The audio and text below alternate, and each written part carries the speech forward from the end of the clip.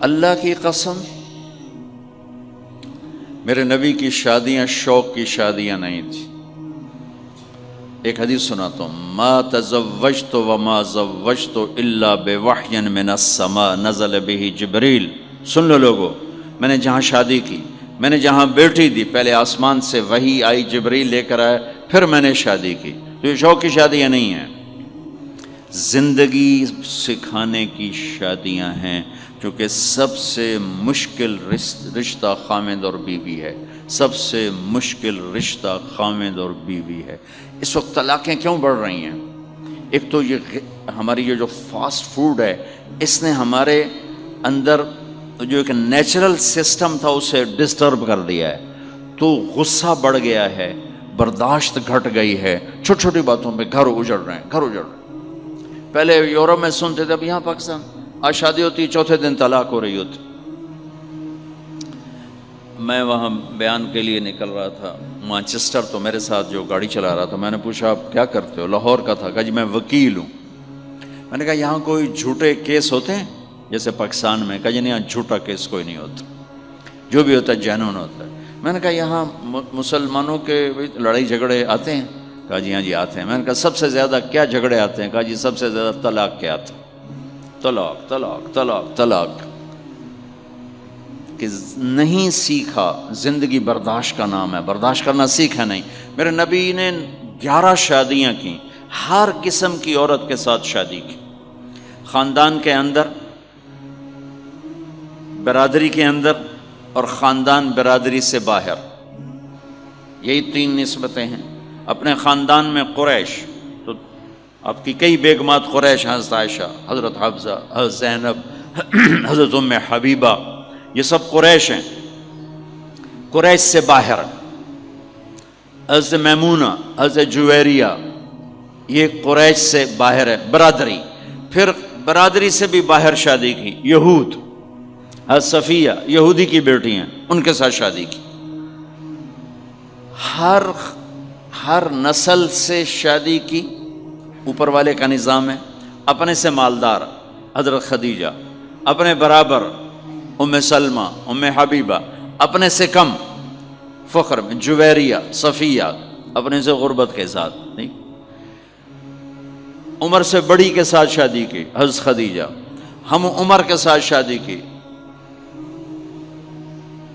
حضرت سودا، عمر سے کم سے شادی کی حضرت عائشہ، بیوہ سے شادی کی حضرت خدیجہ، مطلقہ سے شادی کی حضرت زینب، کماری سے شادی کی حضرت عائشہ.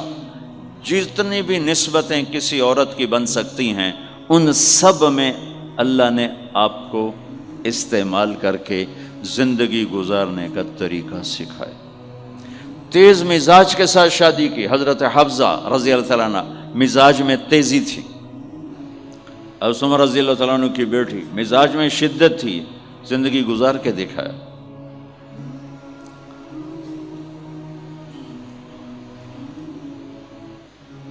ایک آپ کو حدیث سناتا ہوں، اللہ کی قسم صرف ہمیں سکھانے کے لیے.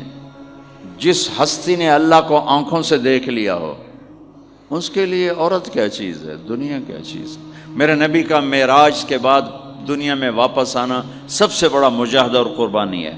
جنت میں اللہ ہمیں نصیب کر، جب اللہ کا دیدار ہوگا تو اس کے بعد اللہ کی قسم جنت والوں کو جنت بھول جائے، عورتوں کو خامد بھول جائیں گے، خامدوں کو بیویاں بھول جائیں گی، اور جنت کی ہر نعمت بھول جائے گی، صرف اللہ کو دیکھنے میں گم ہو جائیں گے. اور میرے نبی اپنی آنکھوں سے اللہ کو دیکھ کر آئے ہیں.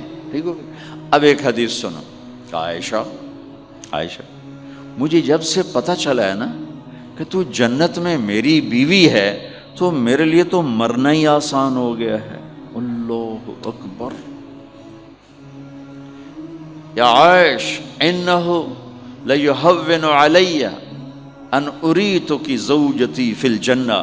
میرے رب کی قسم، ہمیں آپ کو سمجھانے کے لیے، ہمیں آپ کو بتانے. عائشہ مجھے جب سے پتہ چلا ہے نا کہ تو جنت میں میری بیوی ہے، مجھے تو مرنا اچھا لگنے لگا ہے، مجھے تو مرنا اچھا لگنے لگا ہے کہ تو جنت میں میری بیوی ہے. سبحان اللہ. ادھر اچھا جی جنت بھی یہی لبنی ہے جی، یہ جنت جا کے بھی یہ نال ہی رہنا ہے، یہاں یہ باتیں سننے کو ملتی۔ اور میرا نبی کہہ رہا ہے عائشہ مجھے پتہ چلا ہے کہ تو جنت میں میری بیوی ہے تو میرے لیے تو مرنا ہی آسان ہو گیا۔ سبحان اللہ، کیا خوبصورت، اللہ کی قسم یہ دلداری تھی۔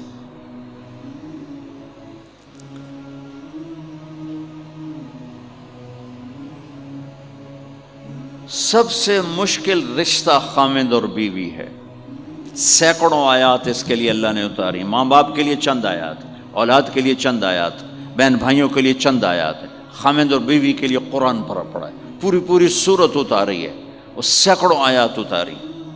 چونکہ ایک اس رشتے کی اہمیت، ایک اس کی نزاکت اور کمزوری کہ کوئی رشتہ ٹوٹتا نہیں سوائے خامد اور بیوی کے۔ میں ماں کا بیٹا ہوں، باپ کا بیٹا ہوں، اچھا ہوں یا برا ہوں انہی کا ہوں، میرا نسب میری نافرمانی سے بدل نہیں سکتا۔ میں اللہ بخش کا بیٹا ہوں، میرا یہ نسب بدل نہیں سکتا، اچھا ہوں یا برا ہوں، اللہ ان کی قبر روشن کرے۔